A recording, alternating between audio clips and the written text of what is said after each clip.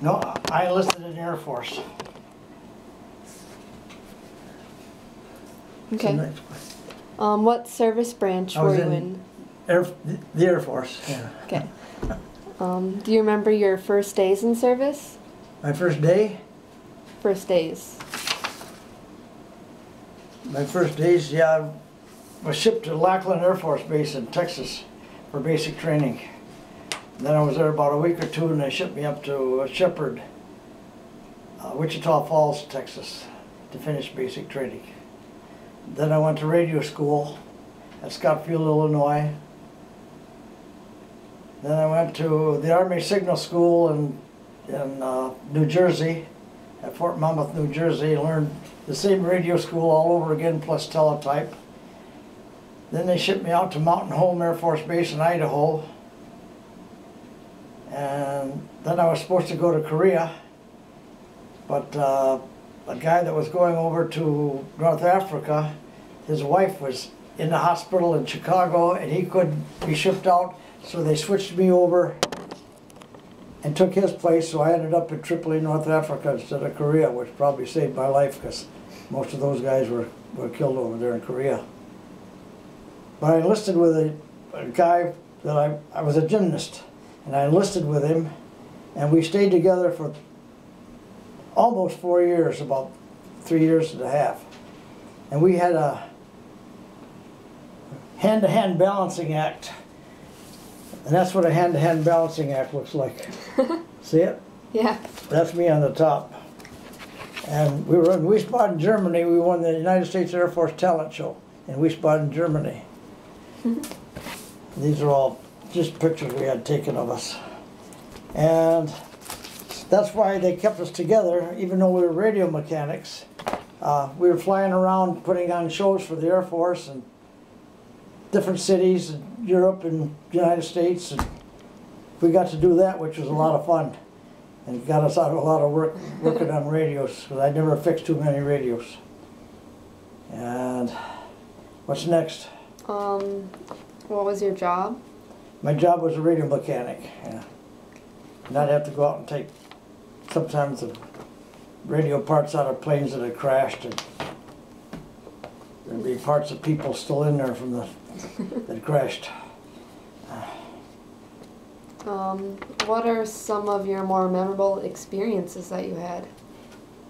Well, that winning the Air Force Talent Show was one of them over in Wiesbaden, Germany.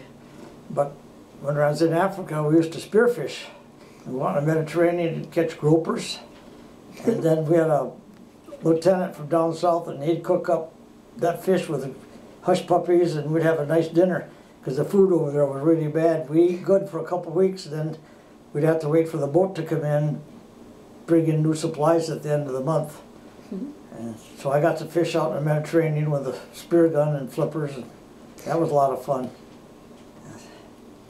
What's next? What was your life like during your service? What was it like? Yeah. It was okay.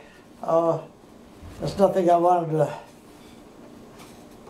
do for the rest of my life. I didn't want to stay in 20 years because it just wasn't the kind of life that I liked that much. So at 4 years and 1 week I got out. Did you receive any medals?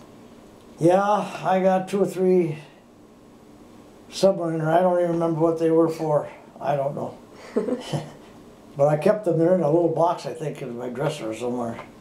But, were you able to stay in touch with your family? oh yeah, I wrote letters back and forth all the time. What was the food like? Food wasn't really bad in the service.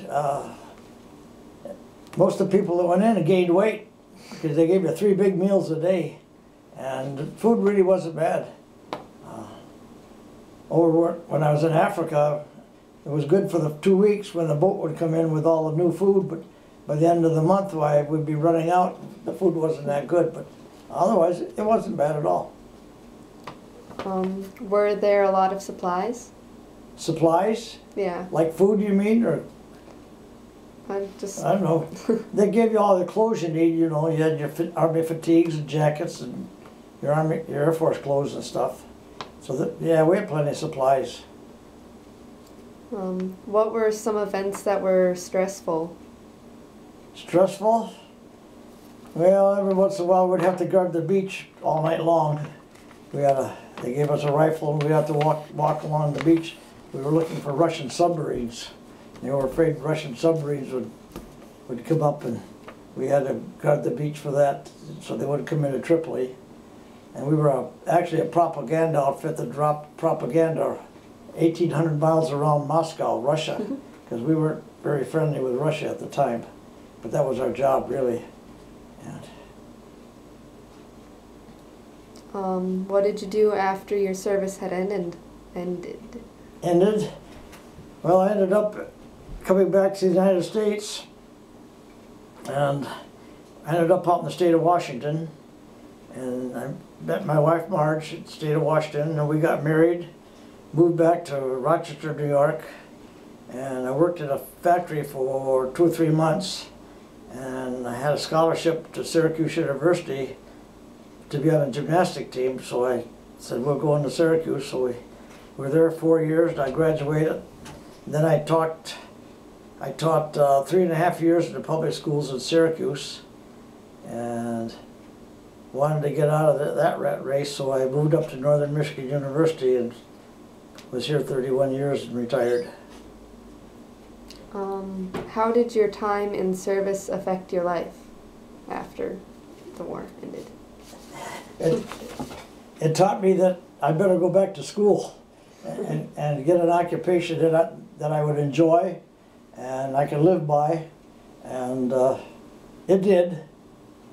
And I was coaching gymnastics at Northern here, which I really liked, and that was half of my teaching load. But I like teaching, I like working with students, and I had a good time and really a good life. Is there anything else you want to add? What are you going to do with this? We just have to present to the class. That you interviewed someone? Yeah. Yeah. Oh, that's nice. Teachers should do skills. Yeah. Do you ever get up in front of class and speak? We do at the end of the year. Do you like doing that? It's okay. I can give you some ideas on that. If you can pick the subject that you want to talk about, and you have to give a speech in front of a class, right? Pick something that you really like. Okay, rabbits. You got rabbits, right? Yep. Talk about breeding rabbits. Okay, it's something you know more than anyone else, and something you like, and you'll always do well. But if the teacher gives you something to give a lecture on and you don't know anything about it, you'll be sweating bullets up there because it's something you're not used to.